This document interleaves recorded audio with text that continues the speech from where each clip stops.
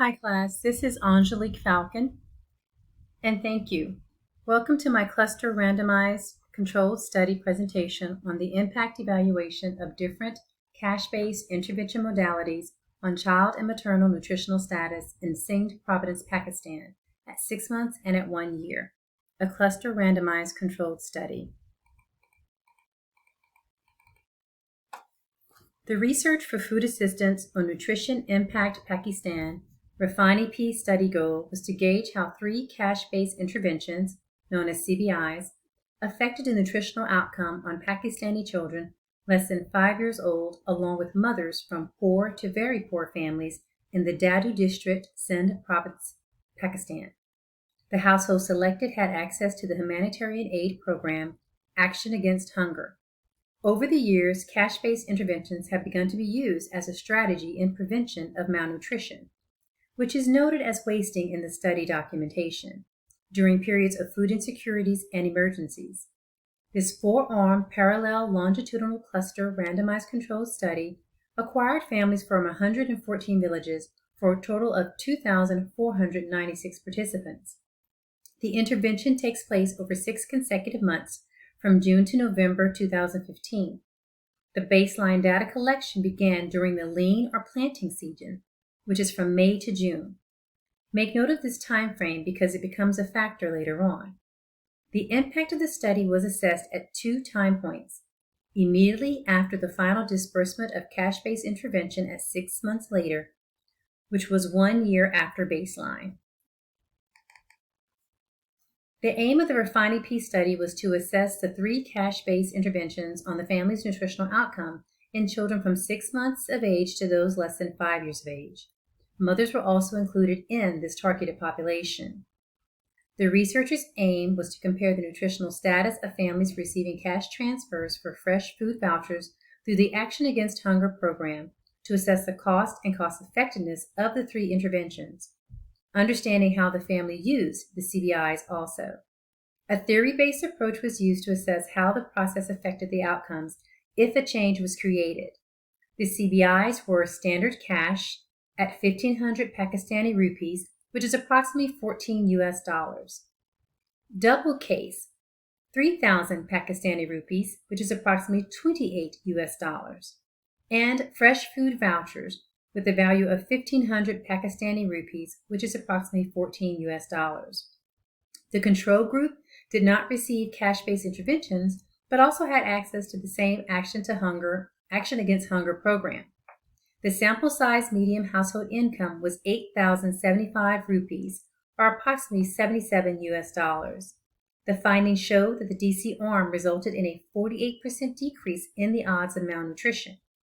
The fresh food voucher arm showed growth amongst the children improved, but only during the first 6 months of the intervention.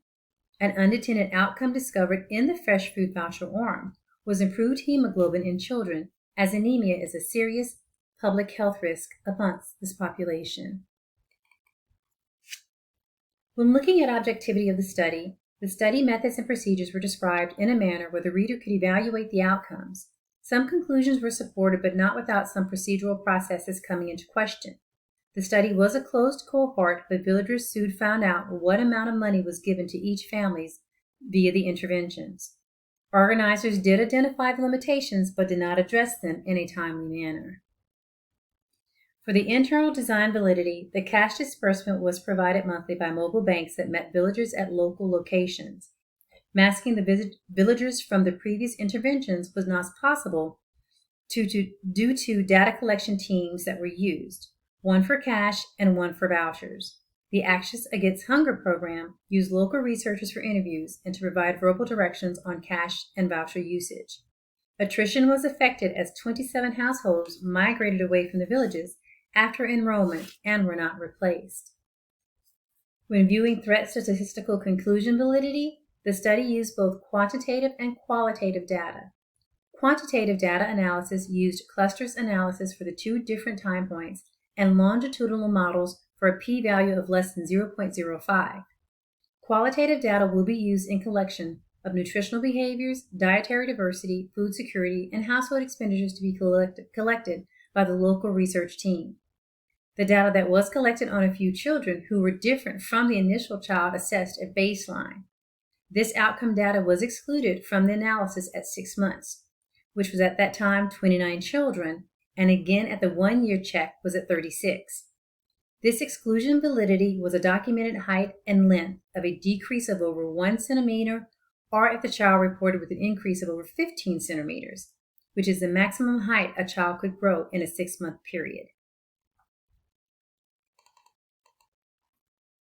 For construct validity, the standard cash and fresh food voucher arm stated that the varying cash amount was not enough to meet their needs. Families reported use of the CVIs to 90% on food, 80% on medical supplies, and 2% on non-food items. Participants discovered the varying arms and awarded amounts. Those with cash were content with the cash amount and used it on other items besides food. The fresh food voucher participant arm was not content, as shopping was assigned to particular food vendors who then inflated food costs or exchanged the vouchers for cash, or did not have great food selections.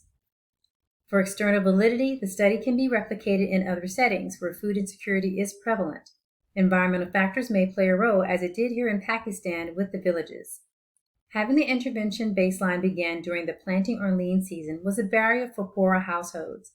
The environment of extreme temperatures that were reported as high as 113 degrees, along with frequent flooding and droughts, affected food availability and other opportunities for economic resources.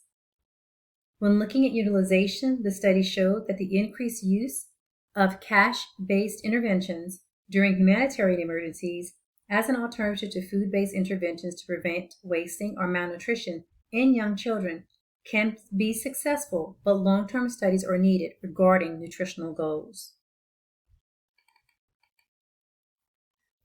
The study had a number of limitations that should have been foreseen before the start of the study. The setting was not conducive to keeping the participants and the arm selection private, as the data collectors did not keep the information confidential. This breach was attributed to the higher dropout rate of the control group, who did not receive cash-based initiatives but were offered hygiene kits as incentives. The disbursement of the cash and vouchers were managed by different organizations, so the costs to travel to different destinations were incurred by the families, which affected the bottom line cost on receiving the cash interventions. The quality and quantity of food purchased for the best nutritional value was not collected by the data team. Also noted was that the HemaQ devices used to check for anemia at baseline were affected by extreme temperatures during the lean season, which on some days were also recorded as high as 125 degrees Fahrenheit, which resulted in missing data from 2 cash arms.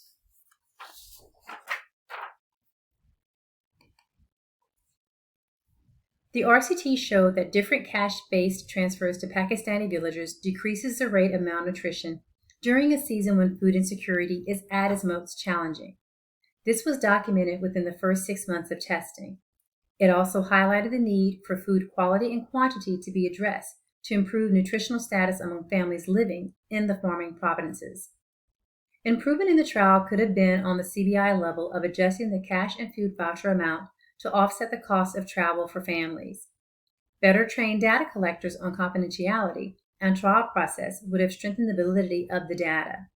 Considering that the heat was a factor in the anemia screening results that may have resulted in inaccurate numbers, participants should have been rescreened at the 1-year mark or sent to local clinics for repeat anemia screenings. So my question to all of you, this study has several limitations such as travel distance for villagers, masking participants, and being conducted during the lean season. How would you have guided the stakeholders in foreseeing such challenges and remedying them before the start of conducting the study?